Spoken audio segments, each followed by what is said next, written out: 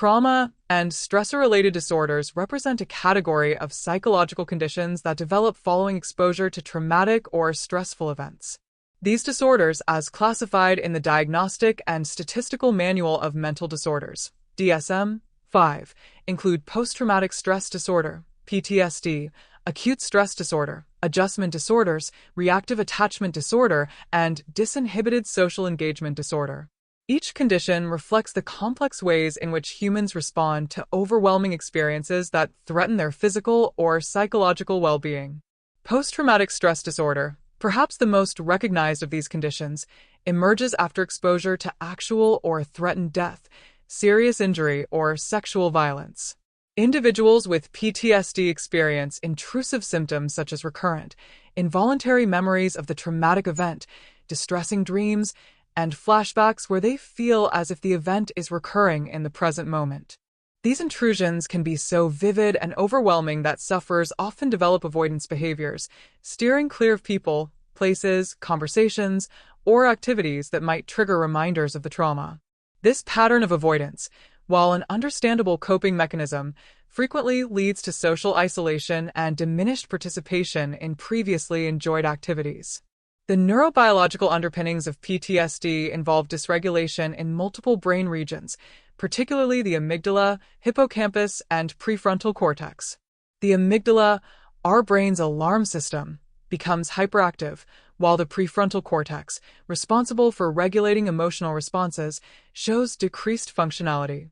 This neurological imbalance explains why individuals with PTSD experience heightened startle responses, hypervigilance, and difficulty distinguishing between genuine threats and safe situations. Their nervous systems remain in a state of high alert, as if the danger is ever present, leading to sleep disturbances, irritability, and concentration difficulties. Acute stress disorder shares many similarities with PTSD but is diagnosed when symptoms occur within the first month following trauma exposure. This distinction is important as many individuals experiencing acute stress reactions will naturally recover without developing the chronic pattern seen in PTSD.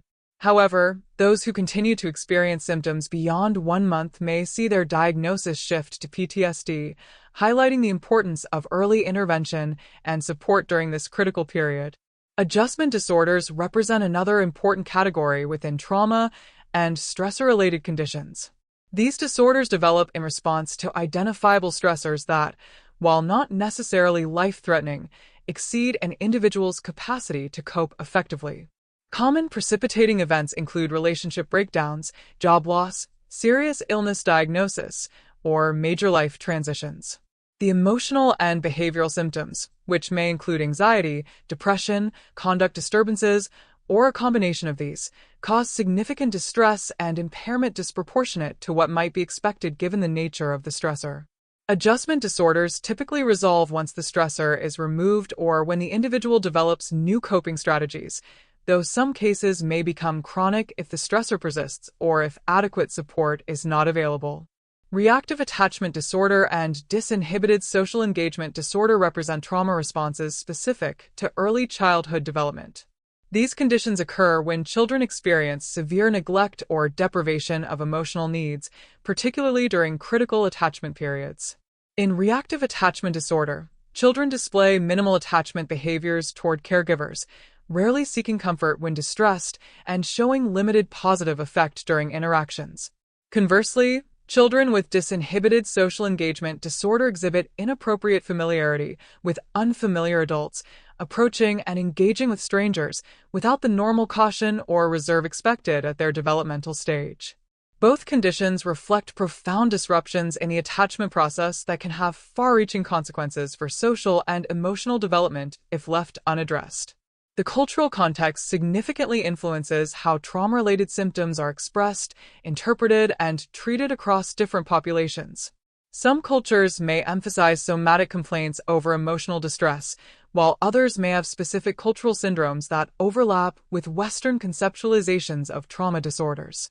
Indigenous healing practices and cultural protective factors can play important roles in recovery, highlighting the need for culturally informed approaches to assessment and treatment. Mental health professionals increasingly recognize that effective trauma care must incorporate understanding of cultural values, beliefs, and healing traditions rather than imposing a one-size-fits-all approach. Risk factors for developing trauma and stressor-related disorders exist at multiple levels. At the individual level, previous mental health conditions, childhood adversity, and certain genetic predispositions may increase vulnerability. Environmentally, factors such as social isolation, lack of support following trauma exposure, and continued life stressors can exacerbate symptoms and complicate recovery. However, protective factors also exist that can buffer against the development of these disorders. Strong social support networks, access to appropriate mental health care, economic stability, and community cohesion all contribute to resilience in the face of traumatic experiences. Treatment approaches for trauma and stressor-related disorders have evolved significantly in recent decades, with several evidence-based interventions now available. Trauma-focused cognitive behavioral therapy helps individuals process traumatic memories and develop more adaptive thought patterns and coping strategies. Eye movement desensitization and reprocessing, EMDR, utilizes bilateral stimulation to help process traumatic memories and reduce their emotional impact. Prolonged exposure therapy gradually helps individuals confront trauma-related fears in a safe environment, while cognitive processing therapy specifically addresses distorted beliefs that develop following traumatic experiences. Pharmacological interventions, particularly selective serotonin reuptake inhibitors, SSRIs, can help manage symptoms like depression, anxiety, and sleep disturbances when used as part of a comprehensive treatment plan. Beyond clinical interventions, trauma-informed care has emerged as a framework for service delivery across various settings including healthcare, education, and social services. This approach recognizes the widespread impact of trauma, integrates knowledge about trauma into policies and procedures, and actively avoids practices that might inadvertently re-traumatize individuals.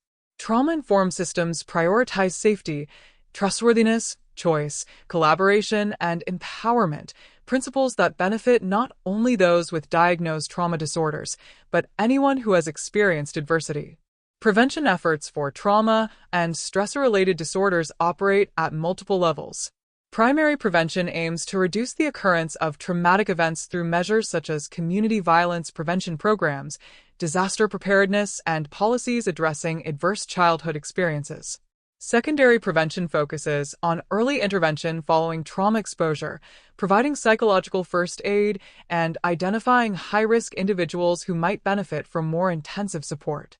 Tertiary prevention involves effective treatment of established disorders to reduce chronicity and prevent relapse.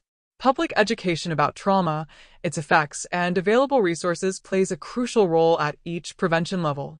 Research in this field continues to advance our understanding of how trauma affects the mind and body. Epigenetic studies reveal how traumatic experiences can influence gene expression, potentially explaining the intergenerational transmission of trauma effects.